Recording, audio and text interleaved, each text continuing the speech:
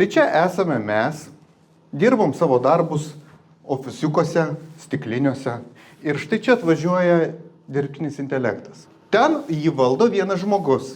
Tai nėra, kad vienas kombainas. Vienas žmogus pakeičia visą šitą minę žmonių dirbančių mūsų, pabrėžiu, čia į mūsų daržą, į mūsų sodą, į mūsų ofisą atvažiuoja šitas dirbtinis intelektas. Ir tai yra dirbtinio intelekto agentas. Kokią mes dabar turime situaciją rinkoje? Su ChatGPT jūs jau galite daryti darbus kaip su internetiniu puslapiu. Jisai turi savo naršyklę, jūs duodate užduotį ir čia ne tas, kur sugeneruoja postuką į Facebooką.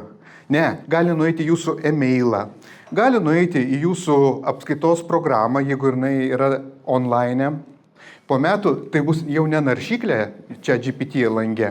Pelytė vaikščios jūsų kompiuteryje ir dirbs su ta programa, su kuria jūs dabar dirbate. Brėžiniai, AutoCAD'as, buhalterinės programos. Kokios problemos? Problemos tik tai tokios dėl saugumo. Kol kas jos nėra išspręstos, duodat slaptažodį. Čia yra problema. Vat neaišku, kur tie slaptažodžiai nueina. Aš tikiu, kad tai bus išspręsta.